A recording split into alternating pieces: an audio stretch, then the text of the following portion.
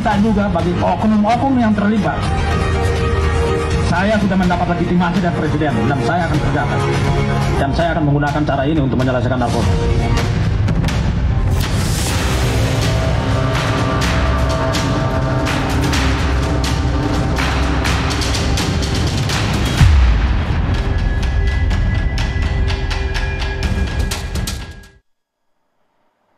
Selamat malam pemirsa, narkoba menjadi ancaman luar biasa yang merusak sendi-sendi bangsa Indonesia. Apalagi yang ditarget adalah rata-rata remaja Indonesia, generasi muda. Dan dalam 1 tahun, korban penyalahgunaan narkoba itu mencapai 3,3 juta orang dengan perputaran uang haramnya mencapai 500 triliun rupiah. Tidak salah karenanya Presiden Prabowo masukkan pemberantasan narkoba dalam program Astacitanya. Bahkan dengan tegas, Presiden meminta agar pemberantasan narkoba hingga ke akar-akarnya. Bagaimana strategi BNN atau Badan Narkotika Nasional untuk menanggulangi ini dan memberantas peredaran narkoba? Sudah bersama saya, Kepala Badan Narkotika Nasional Komjen Pol Martinus Hukom. Selamat malam, Pak Martinus. Selamat malam. Sehat Bapak?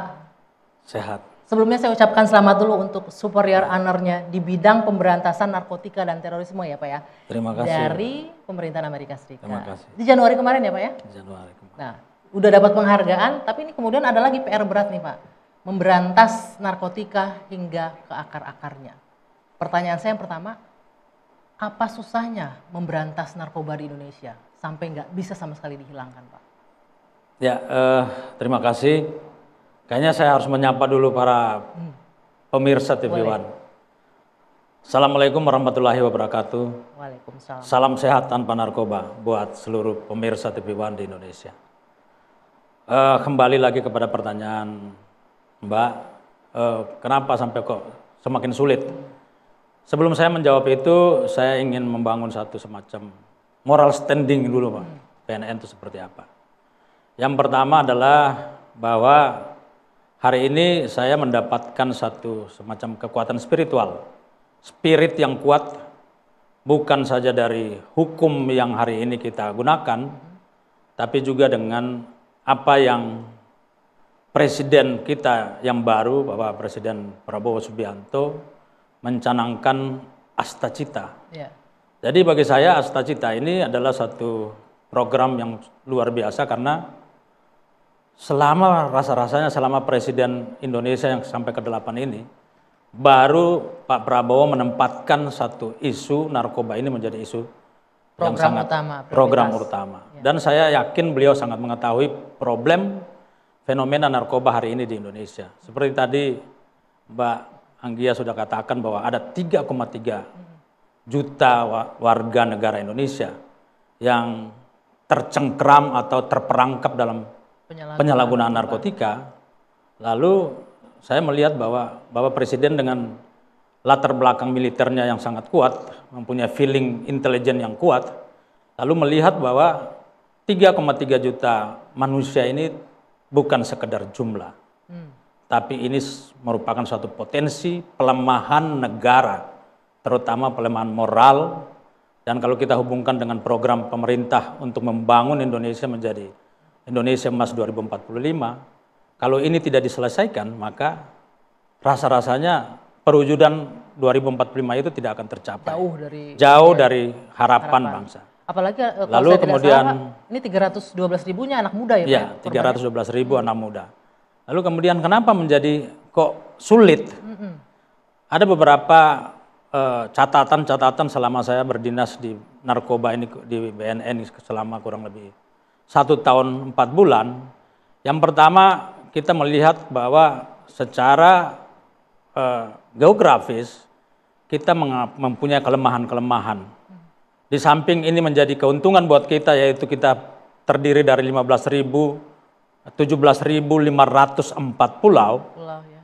Tapi di samping itu ada kurang lebih 180.000 kilometer garis pantai.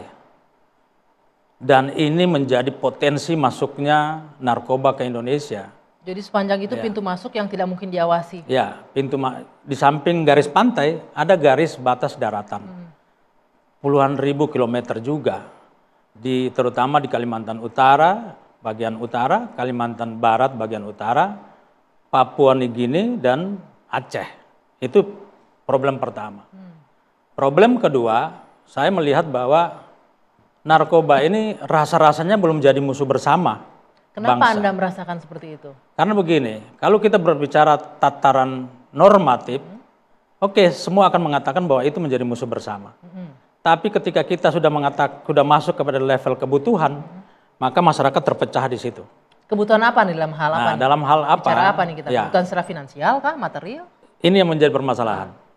Kita lihat hari ini banyak sekali wilayah kampung-kampung yang terokupasi atau tercengkram oleh gembong narkoba. Oke.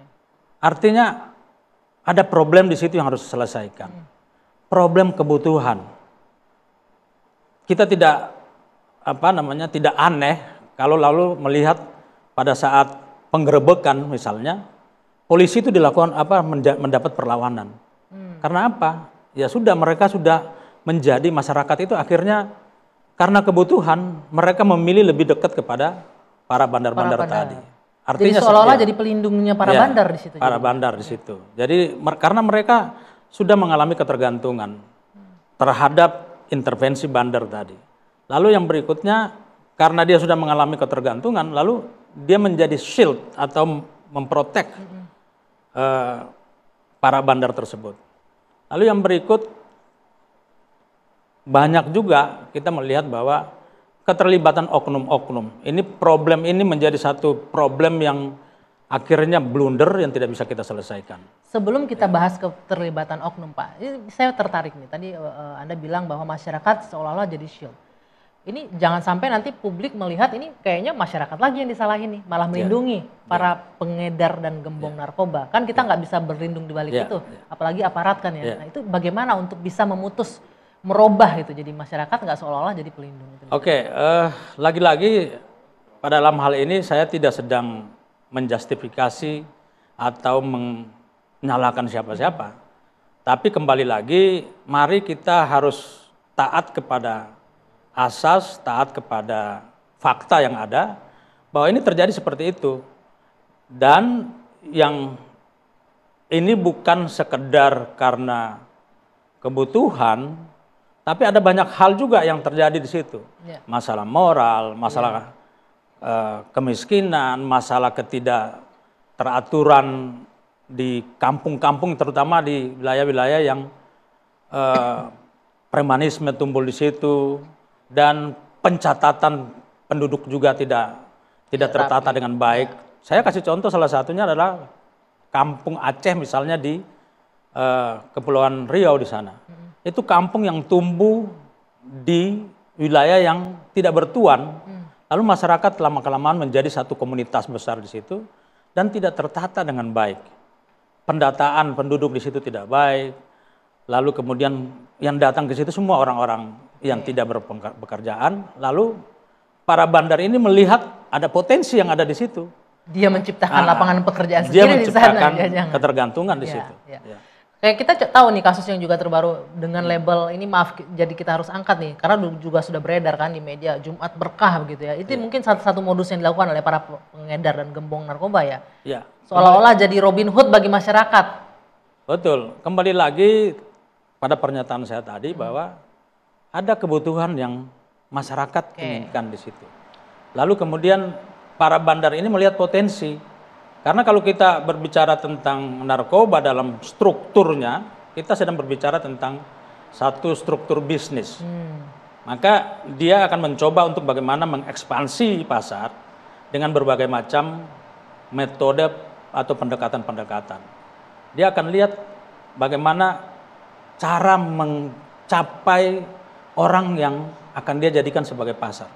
Apakah itu dengan mengikat dengan ketergantungan terhadap ekonomi, ataukah dia mencoba dulu jual kepada seseorang merasa tergantung karena dia membutuhkan narkoba tersebut, lalu dia terikat jadi ketergantungan. Akhirnya dia bukan saja pengguna, dia juga bisa menjadi pengedar. Seperti itu. Baru kita masuk ke adanya keterlibatan aparat. Ini juga yang paling masih baru nih, kasus yang melibatkan oknum di tempat yang Anda pimpin, Pak Martinus, di BNN, juga terlibat yang sedang ditangani oleh Mabes Polri sekarang. Apa penjelasannya? Apa pula jaminannya bahwa BNN bisa melakukan pembersihan di luar, tapi di dalamnya juga harus berbenah dong? Ya, jujur saja, saya ingin katakan di sini bahwa yang pertama saya tidak akan mentolerir keterlibatan anggota dalam narkoba, baik itu dia menjadi bagian dari sindikasi, maupun dia bermain-main dengan hukum ketika dia melakukan penyelidikan dan penyidikan narkoba.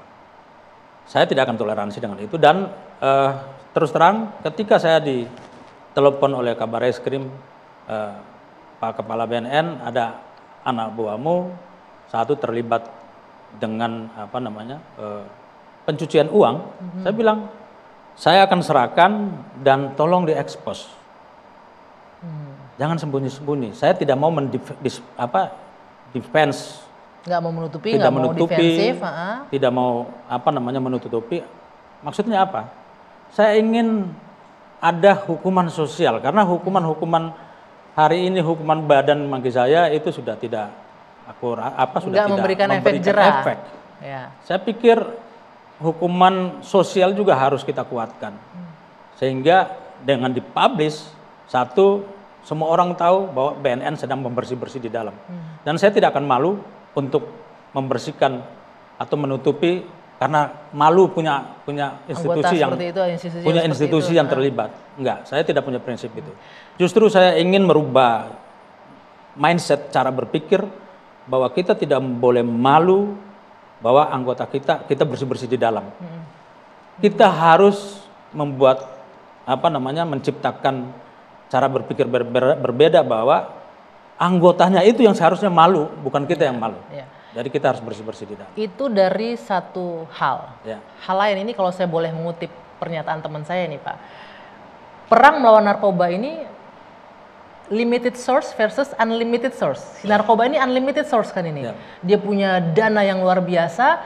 PR juga ini bagi aparat penegakan hukum, termasuk tidak hanya di BNN, Polri, dan juga ada des baru yang dibentuk di bawah Menko Polkam, des pemberantasan narkoba. Bagaimana masing-masing aparat ini juga bisa membentengi dirinya terhadap godaan, karena manisnya uang narkoba itu kan sangat besar. Apa yang akan dilakukan Pak? Tapi kita jawab nanti. Usai jeda, One on One akan kembali bersama saya saat lagi.